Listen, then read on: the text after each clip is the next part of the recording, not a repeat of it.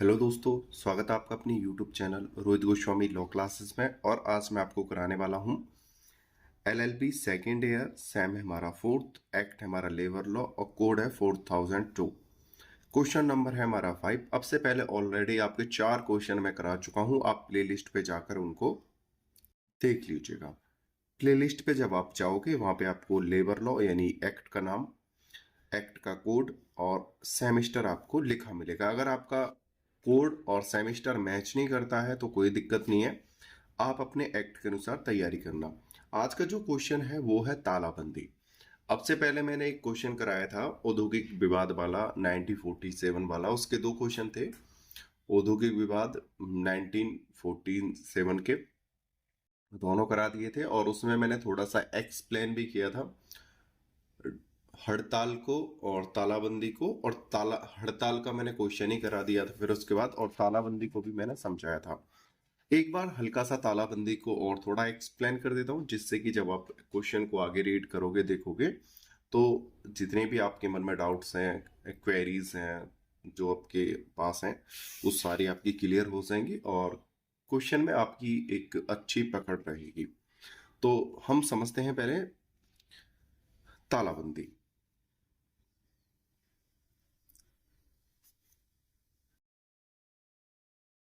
तालाबंदी को हम जानेंगे लेकिन 2 मोड में।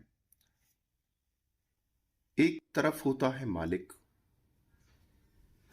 एक तरफ होता है श्रमिक। मजदूर शब्द थोड़ा अच्छा नहीं लगता है, श्रमिक थोड़ा अच्छा लगता है शब्द। तो हम अपने एग्जाम में भी श्रमिक शब्द का ही या कर्मकार का ही इस्तेमाल करेंगे, मजदूर शब्द को अवॉइड करेंगे। ठीक है, इस बात को ध्यान रखना। इसमें क्या होता है, हड़ताल में क्या होता था, जो मजदूर पक्ष होता था अपनी बात मनवाने के लिए, अपनी सुविधाओं के लिए या अपने स्वार्थ से जुड़ी चीजों को कराने के लिए हड़ताल पे मजदूर बैठता था। लेकिन यहां पे क्या होता है, मालिक के द्वारा अपने नियमों, अपने अधिकारों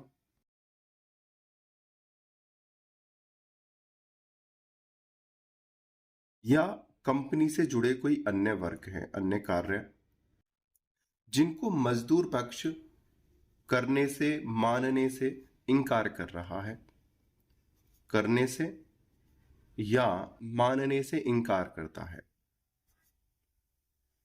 इनकार। तो मालिक जबरदस्ती इनके ऊपर थोपना चाहता है, लादना चाहता है या इनसे मनवाना चाहता है, या कुछ चीजें ऐसी हैं सही हैं लेकिन मजदूर पक्ष उन्हें अपनाना नहीं चाहता है, तो मालिक क्या करते हैं, अपनी फैक्ट्री को बंद कर देते हैं। ठीक है, क्या कर देते हैं, बंद कर देते हैं और श्रमिकों से कहते हैं आप अपने अपने रास्ते पे जाओ, आप निकलो सब जने, मुझे नहीं चलानी फैक्ट्री है। तो यहाँ पे जो मजदूर क्या होते हैं, परेशान होते हैं। ठीक है, देखो मैं आपको समझाने के लिए मजदूर का शब्द का इस्तेमाल कर रहा हूं, लेकिन आप जब वहां पे लिखो तो श्रमिक ही लिखना। ठीक है, और मैं भी कोशिश करूंगा कि श्रमिक ही बोलूं। ठीक है, तो श्रमिकों को निकाल देते हैं। अब सपोज करो 100 में से 50% श्रमिक ऐसे हैं, कार्यकर्ता ऐसे हैं जिनकी आर्थिक स्थिति बहुत ज्यादा दयनीय है। अगर उनको जब निकाला जाएगा कार्य से या कार्य को बंद रखा जाएगा, फैक्ट्री को, उद्योग को बंद रखा जाएगा, तो इनकी आर्थिक स्थिति और ज्यादा गंभीर हो जाएगी और इनका जो परिवार इनके ऊपर डिपेंड था वो परेशान होने लगेगा। तो ये ना चाहते हुए भी इनकी बातों को मानने के लिए और 50 लोगों को भी मनाएंगे या कंपनी में वापस जाएंगे। चाहे 50 लोग वापस चले जाएं कोई दिक्कत नहीं, लेकिन 50 लोगों ने बात मानी और 50 लोग कंपनी और ऐड कर लेगी, इस प्रकार के श्रमिकों को। ठीक है, कार्यकर्ताओं को। तो मालिक अपनी बातों को मनवाने के लिए श्रमिकों के ऊपर दबाव डालता है, इसलिए अपनी कंपनी को बंद कर देता है, जिससे कि श्रमिक पक्ष परेशान हो और मालिक की बातों को, नियोजक और निदेशक की बातों को मानना स्टार्ट कर दे। ठीक है, देखते हैं अपने क्वेश्चन को। क्वेश्चन नंबर है हमारा 5। तालाबंदी से आप क्या समझते हैं। तालाबंदी की परिभाषा देते हुए उससे संबंधित विधि का वर्णन कीजिए। तालाबंदी की परिभाषा औद्योगिक विवाद अधिनियम की धारा 2 ठे के अनुसार, ये ठे ठठेरा है। तालाबंदी से तात्पर्य नियोजन के स्थान को जहां पर कार्य होता है उसे नियोजन कहते हैं। नियोजन यानी उद्योग, कंपनी, ठीक है, के स्थान को बंद करना या काम का निलंबन। जिस काम को श्रमिक कर रहे हैं उस काम को करने से मना कर दिया जाता है मालिकों द्वारा या नियोजकों द्वारा अपने में नियोजित कति में संस्था में व्यक्तियों की नियोजन में लगाने रखने से इनकार किया जाना। जो व्यक्ति कंपनी ने पहले नियुक्त कर रखे थे उन व्यक्तियों को काम पर लगाने से कंपनी मना कर देती है, मालिक मना कर देते हैं कि हमें अपने कार्य आपसे नहीं कराने हैं या तो हमारी शर्तें मानो। ठीक है। तालाबंदी एक तरह से हड़ताल के विरुद्ध है। देखो, एक अस्त्र यानी एक ताकत जो है श्रमिकों के पास है हड़ताल के रूप में, और एक ताकत मालिकों के पास है तालाबंदी के रूप में। ठीक है। हड़ताल के दौरान कर्मचारी तब तक काम करने से इनकार कर देते हैं जब तक कि प्रबंधन वेतन या कामकाजी परिस्थितियों जैसे मुद्दों पर उनके साथ समझौता करने के लिए सहमत ना हो जाए। हड़ताल में मतलब श्रमिकों की बातों को जब तक मालिक नहीं मानते हैं या उसमें कोई समझौता नहीं करते हैं तब तक हड़ताल चलती है और श्रमिक हड़ताल करते रहते हैं। तालाबंदी के दौरान कंपनी श्रमिकों को कार्यस्थल तक पहुंचने की अनुमति देने से इनकार कर देती है। तालाबंदी में पावर रहती है मालिकों के पास, प्रबंधक के पास। उसमें क्या होता है, मालिक जो है कंपनी को बंद कर देते हैं, ताला लगा देते हैं और श्रमिकों को वहां पर जाने नहीं देते हैं। काम के स्थल पे जाना भी चाहते हैं तो इनकार कर देते हैं काम से मालिक।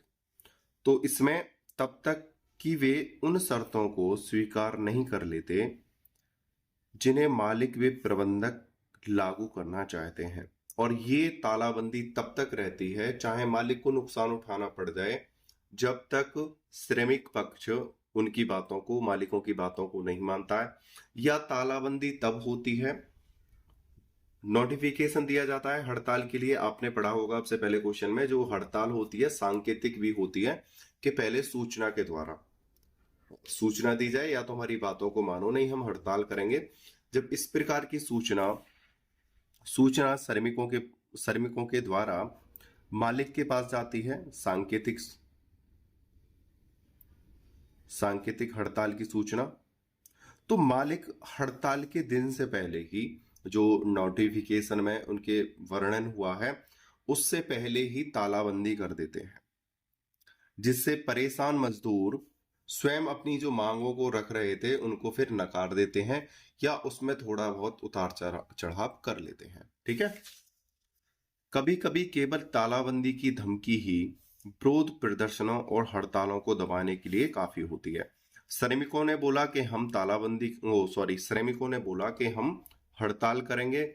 मालिक ने बोला आप हड़ताल कर लो, कोई बात नहीं, लेकिन मैं तो परमानेंट ही तालाबंदी कर रहा हूं, उन्हें डराने के लिए।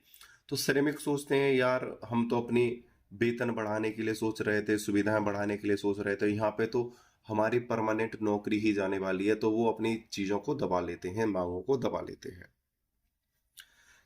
किसे तालाबंदी नहीं कहेंगे, यद्यपि देखने में निम्नलिखित बातें तालाबंदी के समान हैं लेकिन वस्तुतः उन्हें तालाबंदी नहीं कहेंगे।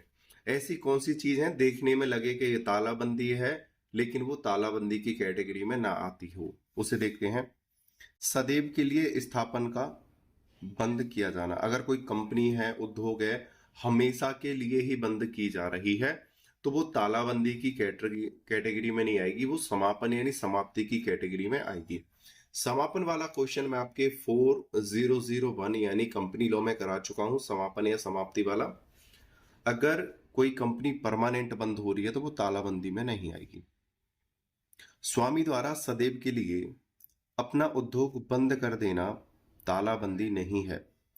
इससे बहुत से कर्मकार सेवा विमुक्त हो जाते हैं। यहां पे बोला है इससे बहुत से कर्मकार सेवा विमुक्त हो जाते हैं। किससे? सदैव के लिए। जो मतलब सदैव के लिए जो उद्योग का जो स्थान है हमेशा के लिए बंद होता है, उससे कर्मकारों का कार्य छूट जाता है। तालाबंदी यथार्थ रूप में की जानी चाहिए, मात्र बहाना नियोजित नहीं होगा। मतलब तालाबंदी एक किसी कारण के लिए होनी चाहिए, बहानेबाजी नहीं होनी चाहिए। यह पूर्णतः सिद्ध हो चुका है कि तालाबंदी के मामले में केवल व्यवसाय के स्थान को बंद किया जाता है, जबकि बंदी के मामले में स्वयं व्यवसाय ही स्थायी रूप से और आपूर्ति बंद हो जाता है। तालाबंदी के मामले में कंपनी के स्थान को बंद किया जाता है और बाहर के जो और कार्य होते हैं उनको चलाते रहते हैं, लेना देना। लेकिन बंदी में क्या होता है, सभी चीजों को एक साथ बंद कर दिया जाता है। ठीक है, उसे दोबारा पुनः खुलने की संभावना नहीं रहती है। यह देखा जाना चाहिए कि क्या तथ्यता और प्रभावता बंदी लागू हुई है या नहीं। धमकियों के आवेश में आकर बिना समझे बूझे अकारण 2-4 दिन या महीनों के लिए काम बंद करना तालाबंदी की परिधि में नहीं आता। किसी मालिक ने गुस्से में आकर या किसी अकारण ही कोई रीजन ही नहीं है, ना श्रमिकों ने कोई मांग की है ना मालिक की कोई मांग है, अचानक उसने ताला लगा दिया है, ठीक है, और वो 2-4 या महीने भर के लिए काम बंद करना आदि जो है 2-4 दिन के लिए, जैसे मालिक ने बिना बताए किसी को 4 दिन 6 दिन 10 दिन या महीने भर अगर कंपनी बंद कर दी है तो वो तालाबंदी की कैटेगरी में नहीं आएगा। ठीक है, आगे चलते हैं। इसमें एक केस है पिपराइच शुगर मिल्स बनाम उसके कर्मकार। एक मिल थी और उसके श्रमिक थे। ये एक केस था, इसे आप अपने पेपर में लिख के आना, प्रत्येक वीडियो में बताता हूं। केस लिखोगे अच्छे नंबर आएंगे। दूसरी हेडिंग से हमारी अपरिवर्तनीय स्थिति के कारण बंद करना। अपरिवर्तनीय स्थिति ऐसी होती है जिनको बदला ना जा सके। ठीक है, ऐसी परिस्थिति जिनको बदला ना जा सके। कच्चे माल, तेल, रुई, लोहा, ईंधन, बिजली, प्रकाश एवं उद्योग के सफल संचालन के लिए अन्य आवश्यक वस्तुओं की आपूर्ति कमी के कारण। भाई हम किसी उद्योग में कहीं पे भी कोई कार्य करने जाएंगे किसी कंपनी में, तो वहां पर कोई ना कोई सामान ही बन रहा होगा। ठीक है, किसी ना किसी चीज का निर्माण हो रहा होगा और उस निर्माण के लिए उन्हें कच्चे माल की आवश्यकता रहती है। तेल, रुई, लोहा, ईंधन, बिजली, प्रकाश एवं अन्य चीज यानी श्रमिकों की भी आवश्यकता हो सकती है। इन चीजों की अगर किसी कारण से पूर्ति नहीं होती है, ठीक है, पूर्ति नहीं होती है और श्रमिक कंपनी में है, तो कंपनी को बंद किया जाएगा। ठीक है, तो वो तालाबंदी की कैटेगरी में नहीं आएगा। भाई वो किसी कारण से बंद हुई है, उसमें किसी की मांग नहीं है, ना तो हड़ताल संबंधी मांग है ना तालाबंदी संबंधी मांग है, ना तो मालिक की मांग है वहां पे कोई, ना श्रमिक की मांग है। वहां तो कारण ही ऐसा है जिसके अभाव में वो बंद करी जा रही है। ठीक है, आगे चलते हैं। कुछ समय के लिए संचालन बंद करने की व्यवस्था को तालाबंदी नहीं कहेंगे। अगर किसी कारण से उद्योग में कोई सामान की कमी हो रही है या किसी व्यवस्था की कमी के कारण बंद किया गया है तो तालाबंदी की कैटेगरी में नहीं आएगा। आयात निर्यात के नियमों के परिवर्तन या युद्ध की ज्वाला भड़कने के कारण भी ऐसी समस्या सामने आ सकती है। देखो अभी क्या था, हमने किसी की कमी की वजह से, जैसे कच्चा तेल, कच्चा माल, रुई, लोहा, प्रकाश, श्रमिकों की कमी की वजह से हम बंद कर रहे थे, लेकिन तालाबंदी की कैटेगरी में नहीं आ रहा था वो। इसी प्रकार से अगर आयात निर्यात के साधनों में कोई परिवर्तन होता है या युद्ध छिड़ जाता है या कोई आकस्मिक या प्राकृतिक घटना घट जाती है जिसे देवी कृत्य बोलते हैं, देवीय, यहां पे देखो देवीय कृत्य, बाढ़ आ जाना, धरती फट जाना, पेड़ों का गिर जाना, सडनली कोई बिजली गिर जाना, या कोई कहीं पर आग लग जाना, यानी कोई आकस्मिक घटनाएं जिनको आदमी जानबूझकर भी नहीं रोक सकता, ठीक है, जानते हुए भी, सब कुछ पहचानते हुए भी नहीं रोक सकता, या जिसकी कोई संभावना ही नहीं हो कि ऐसा हो सकता है, ऐसा कार्य घट जाए, ठीक है, ऐसी घटना घटने पर भी बंद की जाएगी कंपनियां और उसे तालाबंदी की कैटेगरी में नहीं रखा जाएगा। यहाँ पे एक केस है, कलिंग ट्यूब्स लिमिटेड बनाम उसके कर्मकार। भाई अब मैंने ली की जगह लिमिटेड ही कर दिया है, ठीक है।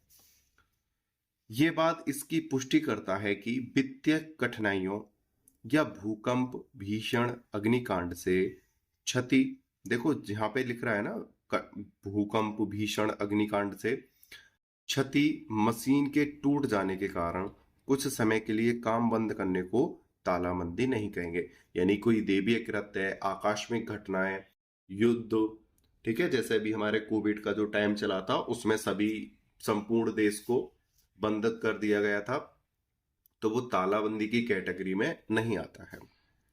बंदी का तात्पर्य है कि कारोबार की तथ्यात्मक बंदी ने की कारोबार के स्थान को बंद करने मात्र द्वारा इसका बहाना। तीसरा है विलंब से आने वाले को निषिद्ध करना, उत्पादन क्षमता बढ़ाने, अनियमितता टालने तथा समय की पाबंदी हेतु स्थायी आदेशों के अनुसार विलंब से आने वालों को काम पर न लेना तालाबंदी नहीं है। अगर कोई ऐसे व्यक्ति हैं, कोई कंपनी है, ठीक है, ए है, और वहां पे कुछ श्रमिक इस प्रकार के हैं, किसी कारण से लेट होते हैं कभी कभी, तो उनको कंपनी मना नहीं करेगी काम से। भाई कभी कभी कोई दिक्कत आ जाती है प्रत्येक व्यक्ति के सामने, आप में से भी कुछ ऐसे होंगे, कहीं जॉब कर रहे होंगे, तो हर दिन कोई ना कोई समस्या सामने रहती है और कभी कभी आदमी लेट पहुंचता है, कोई दिक्कत नहीं है। लेकिन कुछ श्रमिक ऐसे हैं जो परमानेंटली लेट पहुंचते हैं, अक्सर उनका काम क्या है, लेट जाना, या जो उनको कार्य सौंपा गया है उस कार्य को मन से न करना, विवाद करना, बहस करना, ठीक है, चोरी करना या अन्य कोई कृत्य करना जिससे कंपनी और श्रमिकों में क्या है, विवाद उत्पन्न होता हो, तो ऐसे व्यक्तियों को काम से रोकना तालाबंदी की कैटेगरी में नहीं आएगा, ठीक है।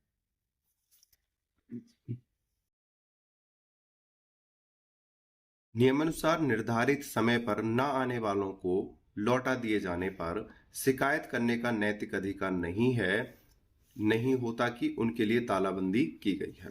आगे चलते हैं, आवश्यकता से अधिक श्रमिकों की छंटनी, इसको तालाबंदी की संज्ञा देना अनुचित होगा। मान लीजिए किसी संस्थान में कुछ कारणों से आवश्यकता से अधिक लोगों को नियोजित रखने में नियोजक सर्वथा असमर्थ है, तो छंटनी की समस्या के समाधान के लिए अंतिम अस्त्र होगी, जिसे तालाबंदी नहीं कहेंगे, लेकिन ऐसा करते समय धारा 25G के उपबंधों का पालन करना होगा। भाई अभी मैंने एक क्वेश्चन था, शायद 4th जिन 5 नंबर का था, उसमें मैंने कराया था, कोई उद्योग हैं, दो हैं, ए और बी, एक गर्म सामान का उत्पादन करता है और एक ठंडे का। ठंडे कब चलते हैं, 8 महीने चलते हैं, और गर्म चीजें 4 महीने चलती हैं, जैसे कपड़े, गर्म कपड़े का निर्माण, और ठंडे में जैसे बर्फ, पेप्सी, ऐसे। अगर इनमें सीजन वाइज किसी कारण से मजदूरों की संख्या ज्यादा हो जाती है, भाई गर्मी में गर्म कपड़े बनेंगे, कहीं पे अगर 100 वर्कर हैं कंपनी में तो उसको बढ़ाना चाहेंगे, तो अगर 200 कर लिए 4 महीने के लिए, तो 100 लोग एक्स्ट्रा है ना इसमें 8 महीने के लिए, तो इन 100 व्यक्तियों को निकालना। या यहाँ पे गर्मियों के समय में 500 व्यक्ति काम कर रहे थे 8 महीने, लेकिन 4 महीने के लिए 8 महीने के लिए इन्होंने 200 और व्यक्ति ऐड कर लिए, तो कितने हो गए, 700। या और भी व्यक्ति रख सकते हैं। गर्मियों का सीजन चला गया, मालिक के ऊपर ज्यादा प्रेशर बन रहा है श्रमिकों का, भाई वेतन का, सुविधाओं का, आवागमन का, तो उस समय इनकी छटनी की जाएगी सर्दियों के मौसम में। भाई 4 महीने वेतन थोड़ी एक्स्ट्रा देंगे, तो उस स्थिति में छटनी जो की जाती है तालाबंदी की कैटेगरी में नहीं आता है, बशर्ते औद्योगिक विवाद अधिनियम सेक्शन 25G का ध्यान रखा जाना आवश्यक है। नहीं तो ये छटनी चाहे वो गर्मी काल में हो या ठंडी काल में हो, ठीक है, ये किस में आएगी, तालाबंदी की कैटेगरी में आएगी। ठीक है, अगर 25G का ध्यान नहीं रखा गया है। 25G का कहता है व्यक्तियों को तब तक आप नहीं निकाल सकते हो जब तक वो अयोग्य ना हो, तब तक कोई आपकी कोई पर्सनल समस्या उनसे कंपनी को लेकर नहीं हुई है। ठीक है, जैसे आकस्मिक दुर्घटना जो अभी अभी हमने कराया है। ठीक है, आगे चलते हैं। नई मशीनों के स्थापन के कारण विलंब। पुरानी मशीनों के स्थान पर नई मशीनरी की स्थापना में कुछ समय पाने को लगना स्वाभाविक है। उस बीच कर्मकारों को काम न मिले तो उसे तालाबंदी नहीं कहेंगे। अब एक बात बताओ, मशीनों के स्थापन के कारण विलंब, कोई कंपनी है, ठीक है, एक कंपनी है, इसमें कुछ मशीन है, ठीक है, जैसे 4 मशीन मान लो, ठीक है, 4 मशीन है, 4 में से प्रत्येक मशीन पे 10-10 व्यक्ति काम कर रहे हैं, और टोटल 4 मशीन है तो कितने हो गए, मल्टीप्लाई 40 हैं श्रमिक। इसमें से सडनली 2 मशीन जो है खराब हो जाती हैं, ठीक है, तो भाई 20 मजदूर क्या है, अब ज्यादा हो गए, वो खाली बैठे हैं, और मालिक को पता है कि ये जो मशीन है कम से कम 2-3 महीने से पहले सही नहीं होगी। ठीक है, तो इस पे उस स्थिति में उन 20 श्रमिकों को अगर निकाला जाता है या रोका जाता है कुछ दिन के लिए, तो वो तालाबंदी की कैटेगरी में नहीं आएगी, बशर्ते 25G का ध्यान रखा जाए और इन 20 श्रमिकों को जितने दिन के लिए निकाला जा रहा है कुछ हिस्से में उनको अनुतोष दिया जाए, यानी उन्हें छुट्टी के समय के लिए जो 2-3 महीने के लिए जो मांग है या कोई और समय हो सकता है, खाली समय के लिए कुछ ना कुछ उन्हें भरण पोषण के लिए खर्चा दिया जाना चाहिए। ठीक है, आगे चलते हैं। अवैध हड़ताल के कारण तालाबंदी।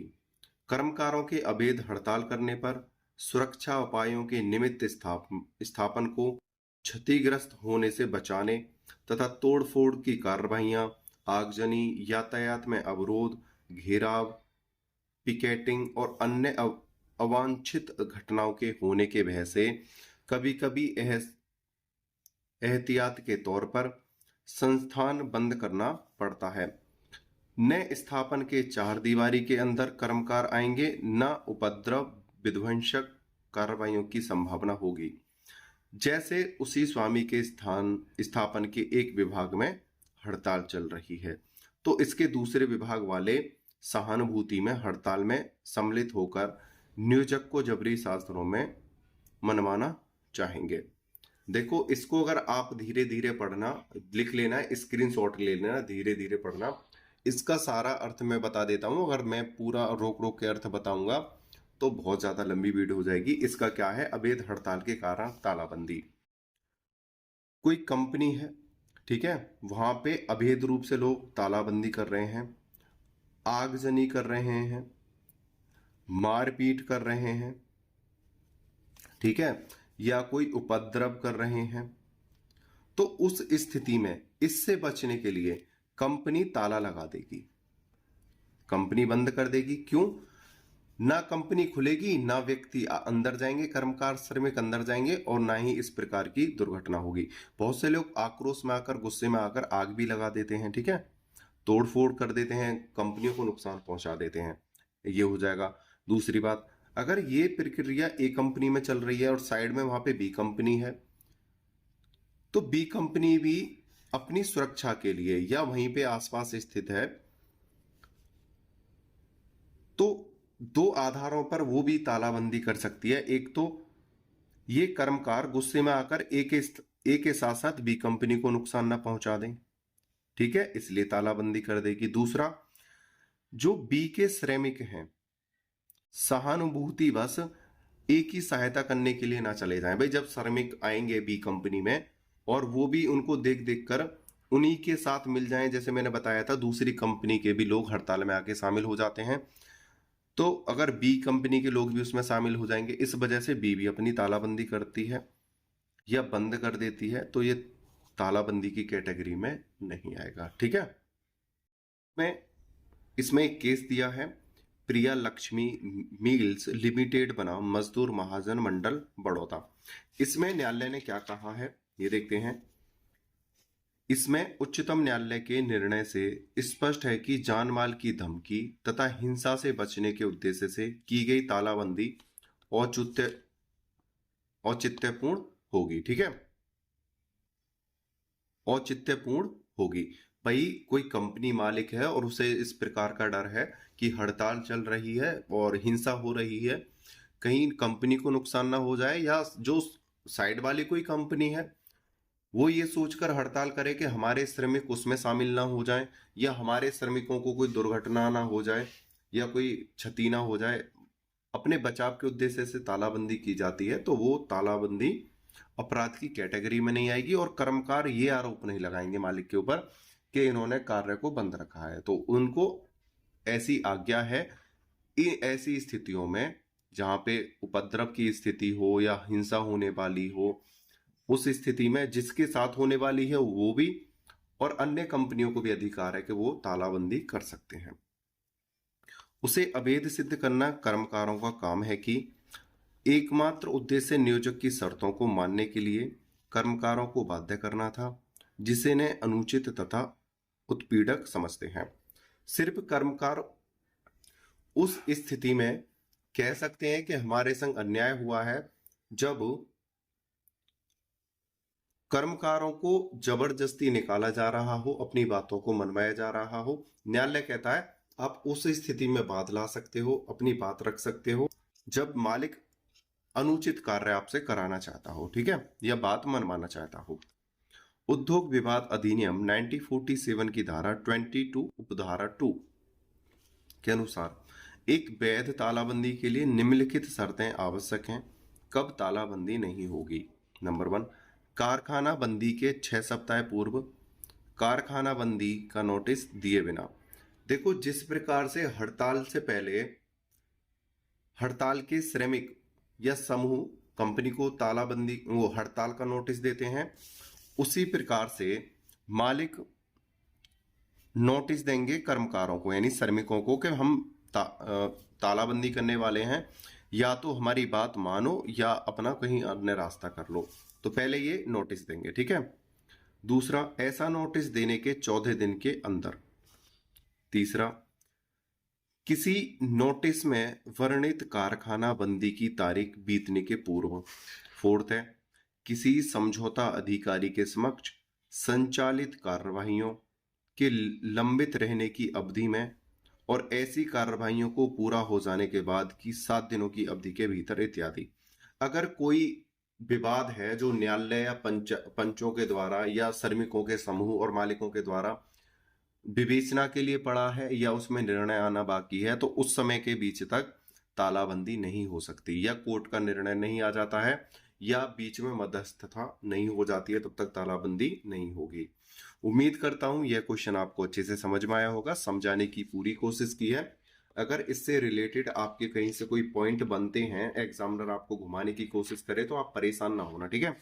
आपने वीडियो को अंत तक देखा, मुझे अच्छे से सुना, उसके लिए धन्यवाद। टेक केयर, बाय बाय, जय हिंद, जय भारत।